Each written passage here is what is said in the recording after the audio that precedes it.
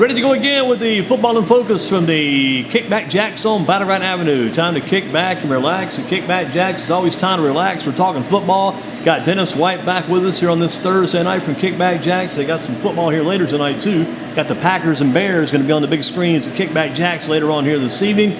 Saw some football yesterday. Saw some middle school football. Got me ready for football back on Wednesday. Saw probably the biggest quarterback in town, Travis Shaw, quarterback in Kaiser. Kaiser didn't win, but they still got the biggest quarterback in town. Travis Shaw is a big kid. And again, Dennis, we saw a big game last week over at the same place I was at yesterday. I was over at Jamison Stadium watching Kaiser play against the Swan Lions versus the Kaiser Tigers. Middle school got JV football night. We had varsity last Friday night. We saw Grimsley and East Forsyth. And tell us why East Forsyth beat Grimsley last Friday night. The reason East Forsyth beat Grimsley is they was able to dominate on all three phases of the ball game. Grimsley struck first and really got the Grimsley faithful and hopeful on their feet, but East Forsyth is a well-oiled machine. They have always been a big contender over in Forsyth County. They came out with a very stingy defense after Grimsley was able to score the first touchdown. And after that, they figured out what the Whirlies was doing, and their offense was clicking on every cylinder. One of the things that they have going for themselves, a lot of teams don't have, they have a lot of D1 prospects on their defense.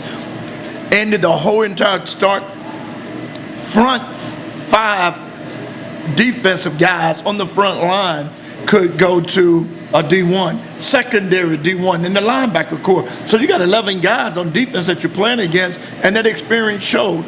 Grimsley's inability to run the ball, pass the ball.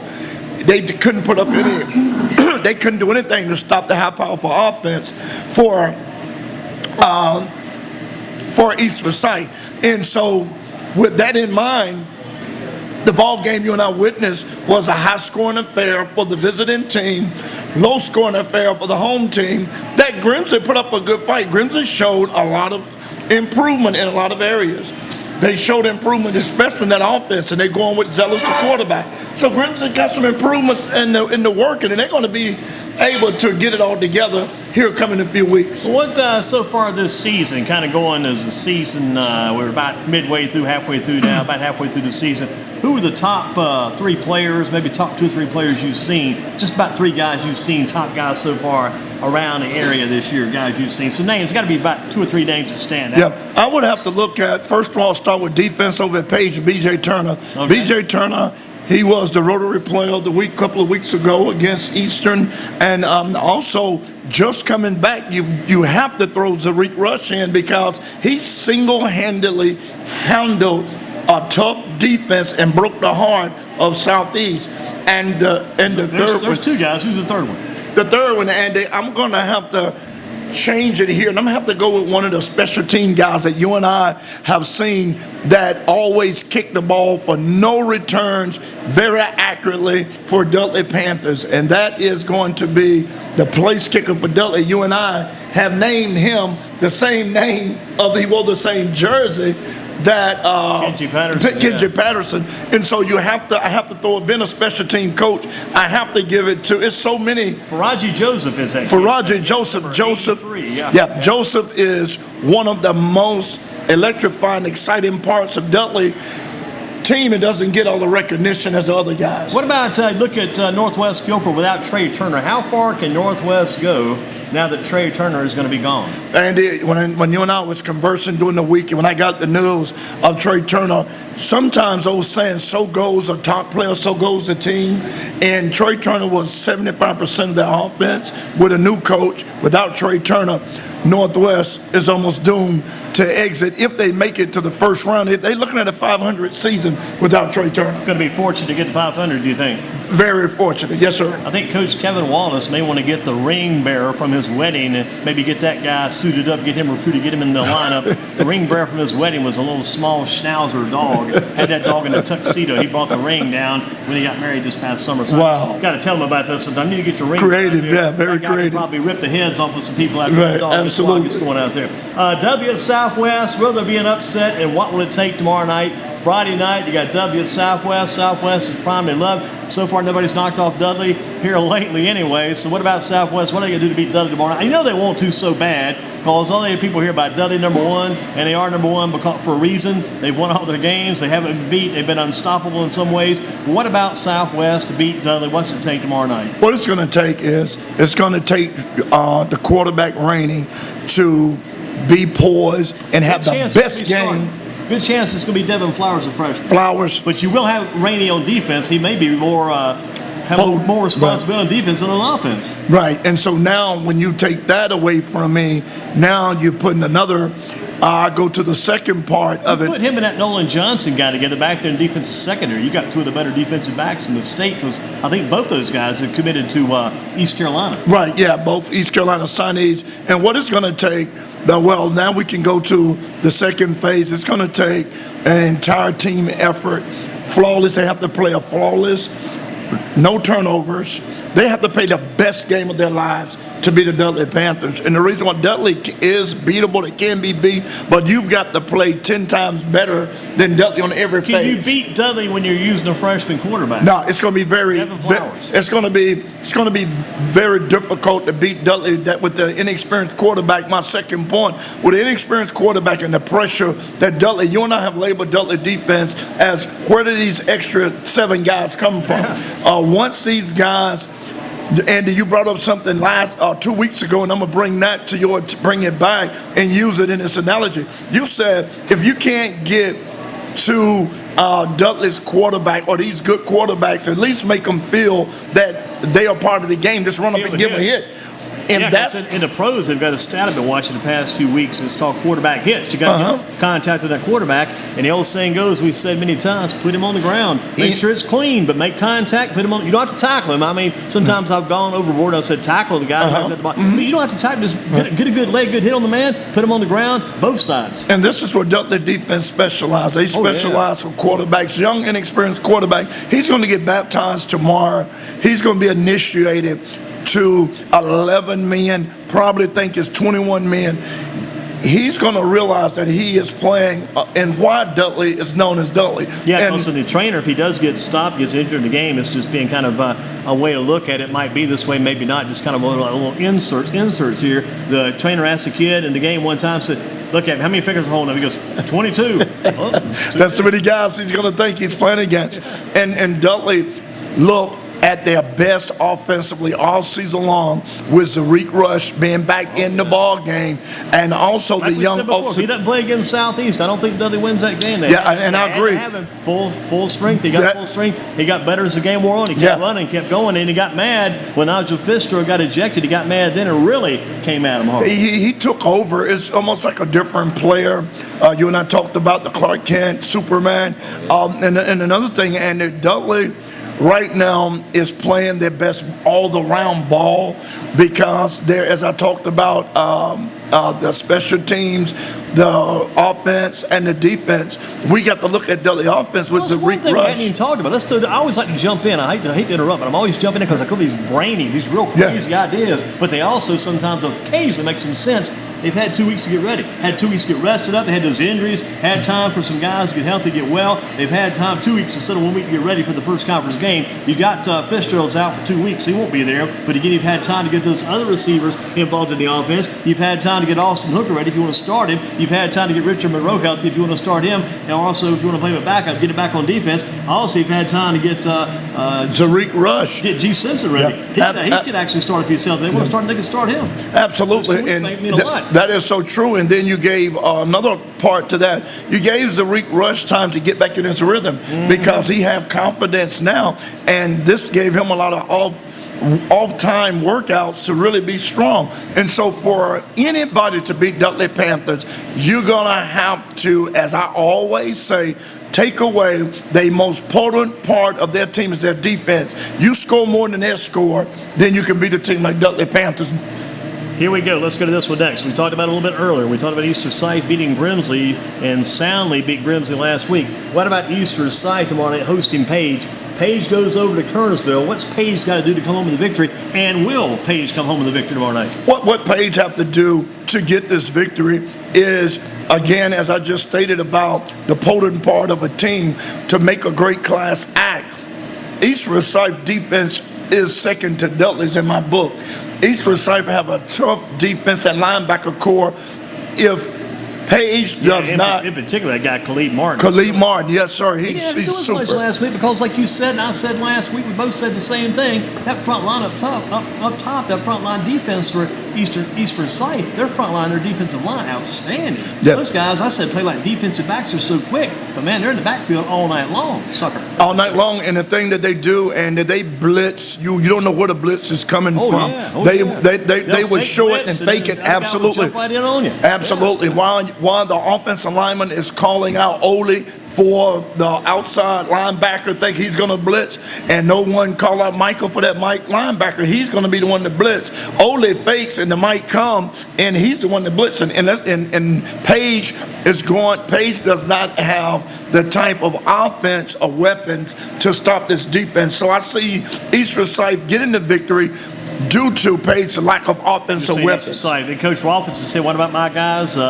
You say right now, East Forsyth's got the edge. East Forsyth have the edge based on Page not having the offensive weapons to be able to sustain the throttle that these guys play in. They play in a different gear on defense. And if you don't have Page against Dudley, Page lost to Dudley 19-14, fell by 5 points. You don't think they can make up those 5 points, get about 7 as they go over to East Forsyth, maybe beat the Eagles? Well, there again, I don't think so, because you have to look at East Forsyth do something on offense a little different than what Dudley does. That quarterback walks around, he changes the plays, absolutely. uses the entire play clock. Man, that guy, he is very confident back there. Bullen's the quarterback's outstanding. I mean, he runs out like a college show. Yeah, he'll lure you to sleep, and then he'll hit you. You don't know. This team is a 4 or 5 dimensional team on offense, and they're going to confuse the linebacker core of Page Pirates, because you saw it, Andy. You and I, they methodically utilize the clock, and he is a field general like I haven't seen in high school football. What about Northern Guilford at Northeast? I mean, so far, Northern has always beaten Northeast since they played over about the past 10 years. Northeast has never beat Northern. Does Northeast win for the first time ever tomorrow night at home against Northern Guilford? Yes, and the reason why I say that, Northeast have something this year that they haven't had, the 12th man, the coach, Earl Bates. Earl Bates has put so much emphasis, as you stated last week, and on his coaching staff. He demands so much from his players, and they're believing in themselves. The fan base is now believing in Northeast. Yeah, they're back to the community. Yes, again. sir. Community again. Absolutely. And Northeast, that tradition, you and I know well enough that what Northeast is going to do to get the victory, they're playing at home. They're going to come out, Andy, with this type of bunch receivers, the type of receivers that Earl Bates run.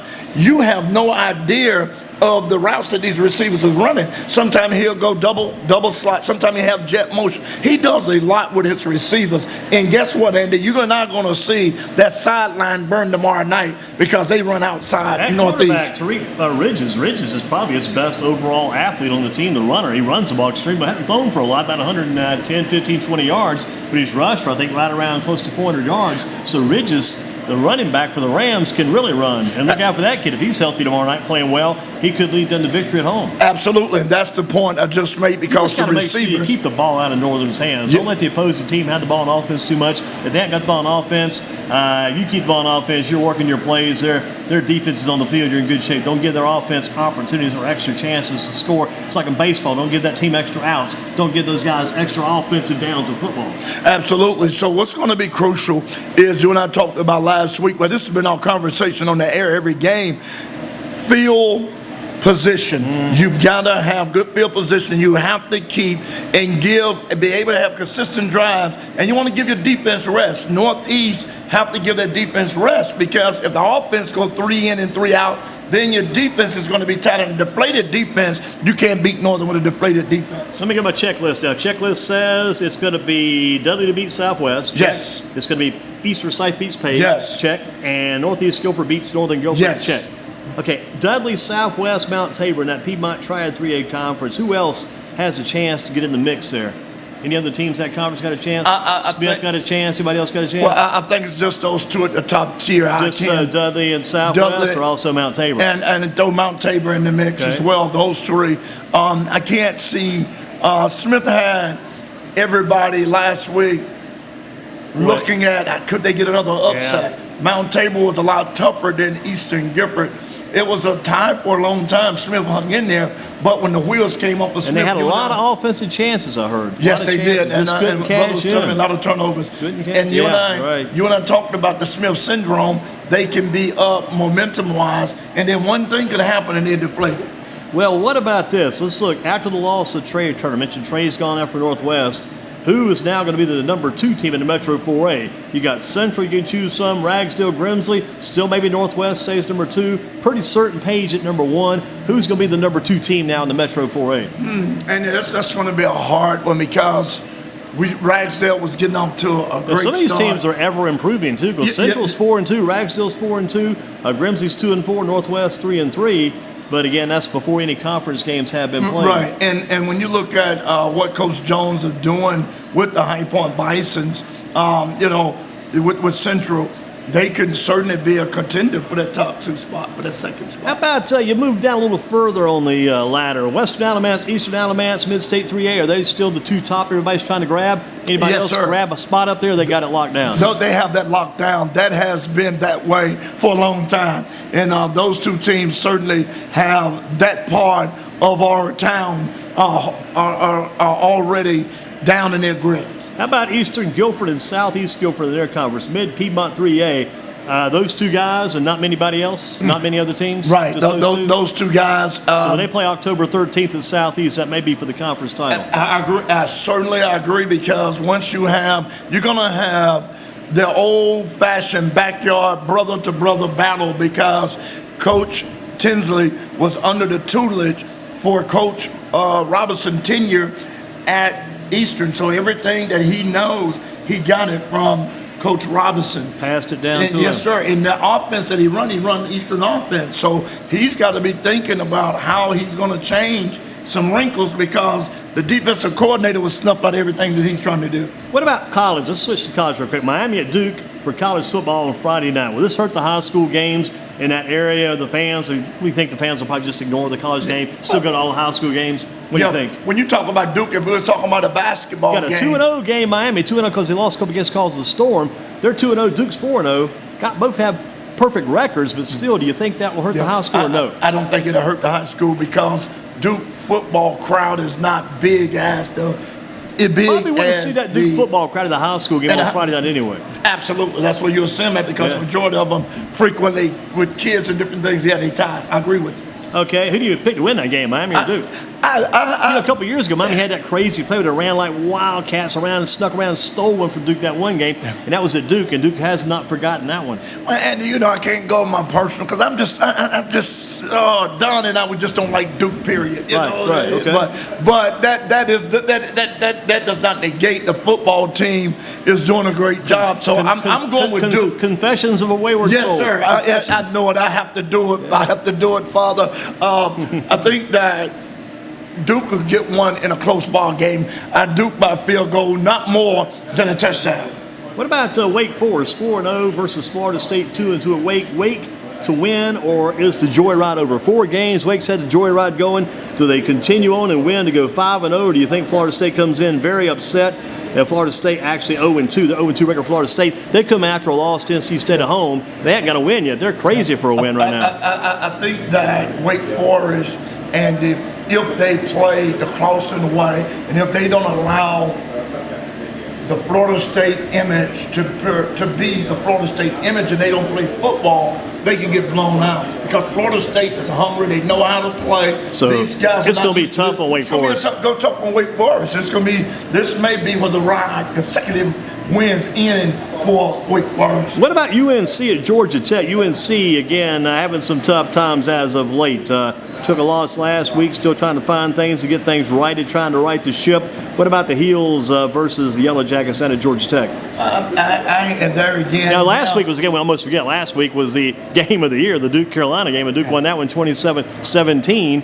had a field goal, then interception to seal the game. But seal the deal, Carolina yeah. loses that one last Saturday. That game of the year is gone. That's kind of sad in some ways. But what about Carolina? Can they win on the road? Can they get this thing back in order? Got a good young quarterback. Chance Surratt's not bad. Good freshman quarterback. Chance Surratt, you and I witness his abilities and on the basketball court as well. He's a great athlete, and I think that the Tar Heels are going to go in and upset Yellow Jackets. I think Tar Heels will get them. Do you think NC State will stand strong after the big win at Florida State? They've got Syracuse at home in Raleigh. NC State got to grow up. They got to grow and got to mature after that win. Realize we won the game last week. We can't live off that Florida State any longer. We've got to step up. We got to win our next game against Syracuse. Will the Pack do this? I think this is the Pack season. They've shown should have beat South Carolina, but that's absolutely. the way it goes. Life goes on. Gamecock, man. Oh, you, yeah. Sir. Yes, but anyway, sir. I think the Pack going to have opportunity to showcase that's talent in front of their home team that it was just not. Tell you that Bradley Chubb got that defensive player number 9 has really got that defense working. And that's what you And plus need. he's working on his paycheck for next year too. Okay. Most definitely, absolutely, and that is what it's all about. Guys like that to showcase their talent on Saturdays for Sunday, and at home, I really believe this is going to be the time that the Wolfpack assert themselves and to beat Syracuse. What about the Panthers at New England? That's 2-1 versus 2-1 Sunday at 1, and the Panthers they have not looked good on offense yet this season.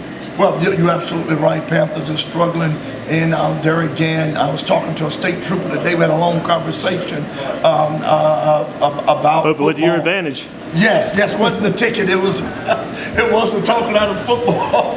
Right now, football talk is not good to get out of ticket. You may get one the way things are going, but we have to call you to bail me out. But and we was talking about, we're both Panthers fans. We was talking about the receiving core.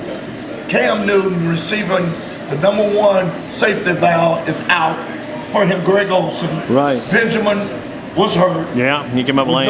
And you don't know the status from day to day how Funches is going to. And every other play, you're going to McCaffrey, who's making big plays, but you can't wear this kid out. You can't run him to death. Absolutely, and the offensive line need to be looking for jobs next season because they're not blocking for Cam Newton. How about Bears and Packers tonight? Here at Kickback Jacks, time to relax. And Kickback Jacks, relax, watch some football. Big game tonight. Got Tariq Cohen and the Bears tonight at the Packers. How about that one? Well, you have two gentlemen that have ties with the triad. Tariq Cohen's from A&T, and then you have the kid with Green Bay from Glenn that played at ECU. So you have some ties of the triad, but I'm going with. Plus, you got that former Carolina quarterback. I'd love to get in if yes, he could. Sir, but that guy from NC State going to keep him out for a while, yeah. Yeah. Well, I knew you had to throw that in. Don and Always, yeah. That's a good jam. You got a good one. I hope he keeps his job so they can win for our former Carolina Panthers coach John Fox. Yeah, I sure want to see him keep his job. Yeah, absolutely. He needs that paycheck. Tariq Cohen, he has been one of the most exciting rookies. Everybody loved Tariq Cohen, and I'm so happy for him because nobody gave that kid a chance, even in college. Yeah, he was too small was the main thing, too small. Yeah, only one offer, North Carolina A&T, and he goes there and he shows that it doesn't matter where you are, if your talent will speak for itself. And I'm going with Tariq Cohen. I'm going to ride that Cohen train, and I hope they can get that victory. At least it shouldn't be too cold tonight, this early in the year. Yeah, absolutely. It shouldn't. Should be too cold in September in Green Bay, you'd hope. Yes, absolutely. Midway Point 2017 high school football season Coach of the Year in Guilford County. Midway Point. Midway Point, I would have to look at Jerry Rothfuss. I would have to look at Coach Rothfuss over at him and Earl Bates. Both of those guys have came to new teams. And you look at what about Coach Tinsley of Southeast? In Tinsley as well. Give him a nod. But if you had to lay it on the line, if I've got that big Kickback Jack's big meal right in front of you, you get that meal, and this is who'd you choose? I think I would have to go again with I would have to go with Coach Tinsley because of the simple fact. I thought you were going to say the first thing out of your mouth, so you put the good food in your mouth. Yeah, you're going to go to Rothfuss with Tinsley. Yeah, Tinsley. Okay. When I was looking at with Bates, and I was looking at the tenure coaches versus the rookie coach. So when I came to my third point, the rookie coach, it wasn't expected of him, But the veterans coach, it was expected of these two guys to turn these programs around. But Tinsley, nobody had him winning 3 games, and now this kid is what, 4-1 at this juncture. Doing quite well, yeah. Doing outstanding. So Coach Tinsley tonight would have to be my pick. One final question. We'll flip the charts and head toward Chris. Get Chris Walls in here next. Dennis White. Glad to have Dennis with us every week at Kickback Jacks on Battleground Avenue. Football in Focus. Gotta love the show. Talking football, nothing better than that. Talking sports, gotta like that every day of your life. Today we're talking about the anthem, the protest. My suggestion of the week, the suggestion is this, and you can kind of digest this just a little bit and kind of maybe think about it or go ahead and give us your opinion on it now. My suggestion is this: take the anthem out of the pro football game. Stop it. No more anthem in professional football or professional sports. Stop the anthem. Eliminate it. Give everybody a minute to express themselves how they want to. You got 1 minute before the game. No more anthem. We stop all anthems and keep it in college. It seems to be doing okay there. No problem so far. Hadn't had many problems in high school. Professional sports, take the anthem out. Stop it. That's my suggestion this week. In the anthem. No more anthems before professional sports games. If these guys need a little time, a minute before the game to express themselves, go right ahead. Let's get to work. Let's play the game.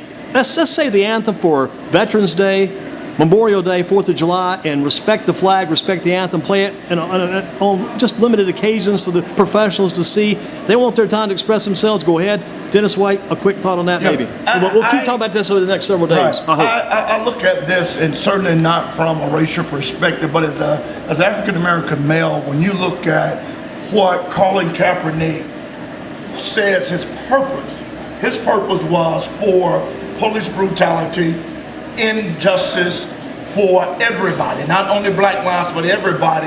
And I think that the anthem is where the protest is done during the anthem, but is not targeted towards the anthem. It seems like it's taken away from the anthem, though. It's taken away from it. And but if we stop the anthem, eliminate it, we don't have that problem. You don't have that problem. Because a lot of guys are staying in the locker room. They've taken themselves out of the equation completely. Yeah, I agree. And when we look at it, I think that now when you have President Trump's statement, didn't help things at all. No. That stirred the pot, really.